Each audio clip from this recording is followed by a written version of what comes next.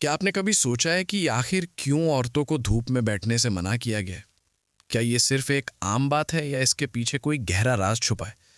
आज का ये वीडियो आपके दिल और दिमाग दोनों को झकझोर देगा, क्योंकि बहुत से भाइयों का कमेंट आया था कि ये बात हदीस में कहा है। क्या सच में इस्लाम ने औरतों को धूप में बैठने से रोका है, या ये सिर्फ लोगों की बनाई हुई बात है?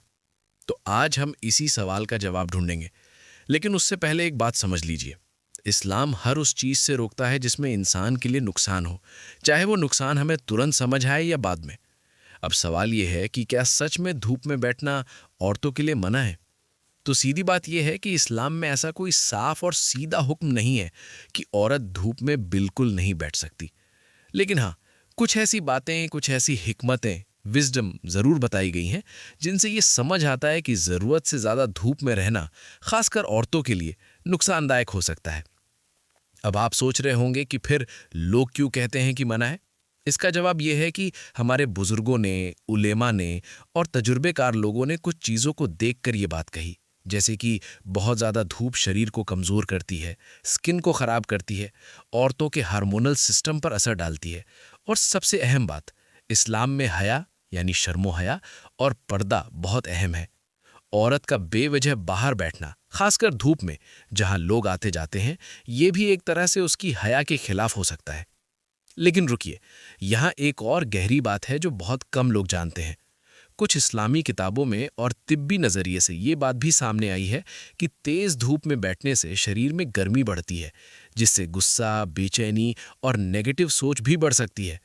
और औरतों का दिल वैसे ही बहुत नर्म होता है, इसीलिए इस्लाम हर उस चीज़ से बचने की तालीम देता है जो दिल और दिमाग को नुकसान पहुंचाए।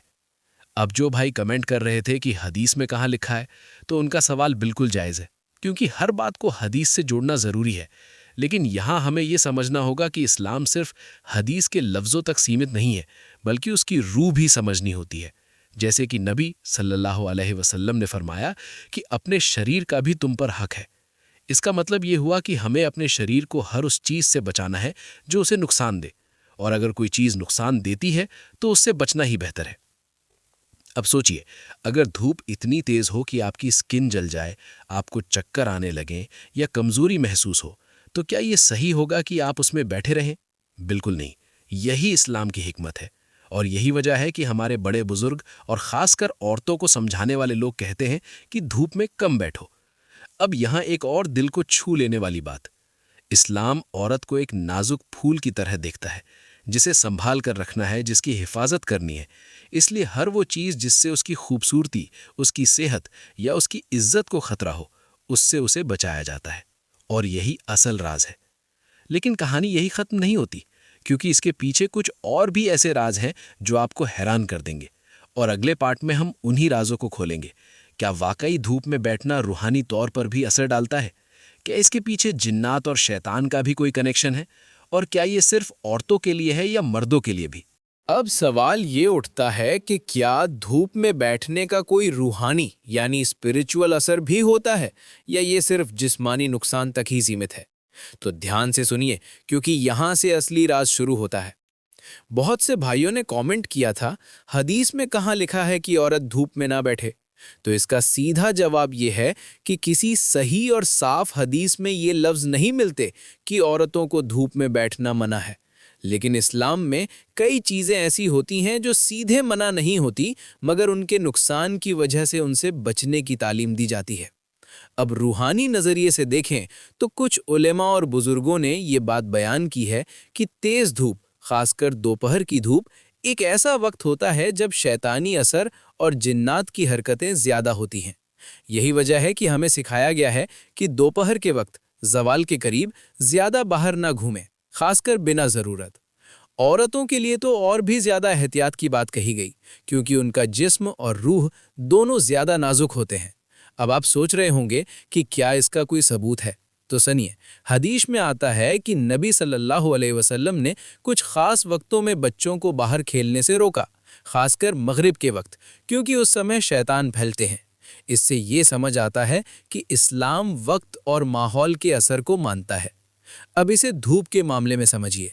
जब तेज धूप होती है, खासकर दोपहर में, तो इंसान के अंदर गर्मी बढ़ती है, जिससे गुस्सा, बेचैनी और नफसानी ख्यालात यानी नेगेटिव थॉट्स बढ़ सकते हैं।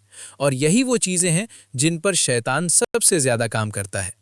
औरतों का दिल वैसे ही बहुत जज्बाती होता है, इसलिए उन पर इसका असर जल्दी हो सकता है। अब यहाँ एक और गहरी बात, कुछ तजुर्बेकार लोग और रूहानी इलाज करने वाले कहते हैं कि जो लोग बहुत ज़्यादा धूप में बैठते हैं, खासकर बिना सिर ढके, उनमें थकावट, चिड़चिड़ापन और कभी-कभी अजीब सी बेचैनी देखने को मिलती है। और ये सिर्फ मेडिकल नहीं, बल्कि रूहानी असर भी हो सकता है। इसीलिए इस्लाम हमें सिखाता है कि हम अपने आप को हर उस चीज़ से बचाएं जो हमारे दिल और दिमाग को कमज़ोर करे। अब फिर वही सवाल, क्या ये औरतों के लिए ही है? तो नहीं, ये बात मर्दों पर भी लागू होती है, लेकिन औरतों के लिए इसलिए ज़्यादा कहा जाता है क्योंकि इस्लाम ने उनकी हिफाजत को ज़्यादा अहमियत दी है, जैसे पर्दा, हया और इज्जत। अब सोचिए, अगर कोई औरत बेवजह धूप में बैठी है, लोग उसे देख रहे हैं, उसकी स्किन खराब हो रही है, उसे थकावट हो रही है, तो क्या ये उसकी हिफाजत है? बिल्कुल नहीं। इसलिए इस्लाम सीधे मना नहीं करता, लेकिन ऐसी चीज़ों से दूर रहने की तालीम देता है। और यही वो हिकमत है जो हर किसी को समझ नहीं आती। लेकिन रुकिए, अभी एक और ऐसा राज बाकी है जो आपको हैरान कर देगा। क्या धूप में बैठना औरतों की किस्मत, उनके रिश्तों और उनके दिल की हालत पर भी असर डालता है? क्या इसके पीछे कोई छुपा हुआ साइकोलॉजिकल और रूहानी कनेक्शन है? और क्या कुछ खास वक्त ऐसे होते हैं जब धूप में बैठना बिल्कुल ही नुकसानदायक होता है? ये सब हम अगले पार्ट में खोलेंगे। अगर आपने ये समझ लिया तो आपकी सोच पूरी तरह बदल जाएगी। अब वो राज सुनिए जो बहुत कम लोग जानते हैं और शायद आपने आज तक इस नज़रिए से कभी सोचा भी नहीं होगा। धूप में बैठने का असर सिर्फ जिस्म या रूह तक सीमित नहीं है, बल्कि ये इंसान की सोच, उसकी फीलिंग्स, उसके फैसलों और यहाँ तक कि उसके रिश्तों पर भी असर डाल सकता है। बहुत से लोगों ने ये महसूस किया है कि जब वो ज़्यादा देर तक तेज़ धूप में रहते हैं तो उनका मूड बदल जाता है। वो जल्दी गुस्सा हो जाते हैं, छोटी छोटी बातों पर चिड़चिड़े हो जाते हैं और दिल में एक अजीब सी बेचैनी पैदा हो जाती है। अब जरा सोचिए, अगर एक औरत जो पहले से ही जज्बाती यानी इमोशनल होती है, अगर वो बार बार ऐसी हालत में रहे तो उसके दिल पर क्या असर पड़ेगा, उसके रिश्तों पर क्या असर पड़ेगा। इस्लाम इसलिए हर उस चीज से बचाता है जो दिल के सुकून को छीन ले। अब यहाँ एक और गहरी बात, साइंस भी ये कहती है कि तेज धूप में ज्यादा देर रहने से शरीर का टेम्परेचर बढ़ता है, जिससे दिमाग पर असर पड़ता है, हार्मोन बैलेंस बिगड़ सकता है और इंसान की सोच नेगेटिव हो सकती है। औरतों के हार्मोनल सिस्टम पर इसका असर और ज्यादा होता है, जिससे वो बिना वजह उदास, परेशान या गुस्से में आ सकती हैं। अब इसे रूहानी नजरिए से जोड़कर देखिए। जब इंसान का दिल और दिमाग कमजोर होता है तो शैतान के लिए उस पर असर डालना आसान हो जाता है। यही वजह है कि इस्लाम हमें हर उस चीज से बचने को कहता है जो हमें अंदर से कमजोर करे। अब एक और राज, कुछ बुजुर्गों ने यह भी कहा है कि बेवजह बाहर बैठना, खासकर धूप में, इंसान के अंदर सुस्ती, आलस और बेकार ख्यालात को बढ़ाता है। और ये वही चीजें हैं जो इंसान को इबादत से दूर कर देती हैं। सोचिए, अगर कोई औरत धूप में बैठी है, थक गई है, चिड़चिड़ी हो गई है, तो क्या उसका दिल नमाज, दुआ या अल्लाह की याद में लगेगा? बहुत मुश्किल है। और यही वो छुपा हुआ नुकसान है जो लोग समझ नहीं पाते।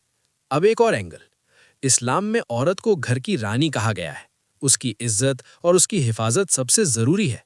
इसलिए उसे बेवजह बाहर बैठने से रोका गया, ताकि उसकी इज्जत भी बनी रहे और उसका दिल भी सुकून में रहे। लेकिन ध्यान रहे, इसका मतलब ये बिल्कुल नहीं कि औरत कभी धूप में नहीं जा सकती। अगर जरूरत है, काम है या कोई मजबूरी है तो वो जा सकती है। इस्लाम कभी भी इंसान को तकलीफ में नहीं डालता, बल्कि आसानियां देता है। लेकिन बेवजह और जरूरत से ज्यादा किसी भी चीज में पड़ना, यही नुकसान की जड़ है। अब आप समझ रहे होंगे कि ये सिर्फ धूप में बैठना मना है वाली बात नहीं है, बल्कि इसके पीछे एक पूरा सिस्टम है, एक पूरी हिकमत है। लेकिन अभी आखिरी और सबसे बड़ा राज बाकी है, वो राज जो आपके दिल को हिला देगा। क्या सच में कुछ खास वक्त ऐसे होते हैं जब धूप में बैठना सबसे ज्यादा नुकसानदायक होता है? क्या उस वक्त का जिक्र इस्लाम में किसी और तरीके से किया गया है? और सबसे जरूरी, अगर कोई पहले से ऐसा कर रहा है तो उसे क्या करना चाहिए? ये सब हम आखिरी पार्ट में खोलेंगे। ध्यान से सुनिएगा, क्योंकि यही पार्ट आपकी सोच बदल देगा। अब आखिरी और सबसे अहम बात सुनिए, वो सच्चाई जो इस पूरे मुद्दे को समझने के लिए जरूरी है। सबसे पहले ये बात अपने दिल में बैठा लीजिए कि इस्लाम में कहीं भी साफ तौर पर यह नहीं कहा गया कि औरत धूप में बैठे तो गुनाह है। और जो बहुत से भाइयों ने कमेंट किया था हदीस में कहाँ लिखा है, तो अब आपको साफ जवाब मिल गया। ऐसी कोई सही और स्पष्ट हदीस मौजूद नहीं है। लेकिन इसका मतलब ये भी नहीं कि जो बातें बुजुर्गों ने बताई हैं वो बेकार है। असल में वो हिकमत यानी विजडम और तजुर्बा है जो इस्लाम की रूह के खिलाफ नहीं जाता, बल्कि उसी को समझाने की कोशिश करता है। अब सबसे बड़ा राज ये है कि इस्लाम हमें हर उस चीज़ से बचाता है जो हमारे लिए नुकसानदायक हो, चाहे वो जिस्मानी हो, दिमागी हो या रूहानी। और तेज़ धूप, खासकर दोपहर का वक्त, ऐसा वक्त होता है जिसमें इंसान जल्दी थक जाता है, चिड़चिड़ा हो जाता है, उसका दिल बेचैन हो जाता है। और यही वो हालत होती है जिसमें इंसान गलत फैसले लेता है, झगड़े करता है और अपने रिश्तों को ख़राब कर देता है। औरतों के लिए इसलिए ज़्यादा एहतियात की बात कही गई क्योंकि उनका दिल ज़्यादा नर्म होता है, वो जल्दी असर लेती हैं। इसीलिए इस्लाम ने उनकी हिफाजत को प्राथमिकता दी। अब एक और अहम बात, इस्लाम ने कुछ वक्त ऐसे बताए हैं जिनमें इबादत के ख़ास नियम हैं, जैसे कि ज़वाल का वक्त, जिसमें नमाज पढ़ने से भी मना किया गया। क्यों? क्योंकि ये ख़ास वक्त होता है जिसमें माहौल और इंसान की हालत अलग होती है। तो इससे हमें ये सीख मिलती है कि हर वक्त एक जैसा नहीं होता। कुछ वक्त ऐसे होते हैं जिनमें हमें ज़्यादा एहतियात करनी चाहिए। अब अगर कोई औरत या मर्द ज़रूरत के लिए धूप में जाता है, काम के लिए, सफ़र के लिए या किसी मजबूरी के लिए, तो इसमें कोई गुनाह नहीं। इस्लाम आसानी का दीन है, मजबूरी को समझता है, लेकिन बेवजह ज़रूरत के बिना खुद को ऐसी हालत में डालना जहां नुकसान हो, ये अक्लमंदी नहीं है। अब एक दिल को छू लेने वाली बात, इस्लाम औरत को एक अमानत मानता है। उसकी इज्जत, उसकी सेहत, उसका सुकून, सबकी हिफाजत करना ज़रूरी है। इसलिए हर वो चीज़ जिससे उसका दिल टूटे, उसका जिस्म कमज़ोर हो या उसकी इज्जत को ख़तरा हो, उससे उसे दूर रखा जाता है। यही असली राज है। अब आप खुद फैसला कीजिए, क्या ये सिर्फ़ एक मना की गई चीज़ है या एक ऐसी हिकमत है जो हमारी भलाई के लिए है। और आखिर में एक नसीहत, हर वो बात जो आप सुनते हैं उसे बिना सोचे समझे आगे ना बढ़ाएं। पहले ये देखें कि वो कुरान और हदीस के खिलाफ तो नहीं। अगर नहीं है और उसमें भलाई है तो उसे अपनाएं, वरना छोड़ दें। क्योंकि असली इस्लाम वही है जो हमें सुकून दे, हमें बेहतर इंसान बनाए और हमें अल्लाह के करीब ले जाए। यही हकीकत है, यही सच्चाई है और यही वो राज है जिसे बहुत कम लोग समझ पाते हैं।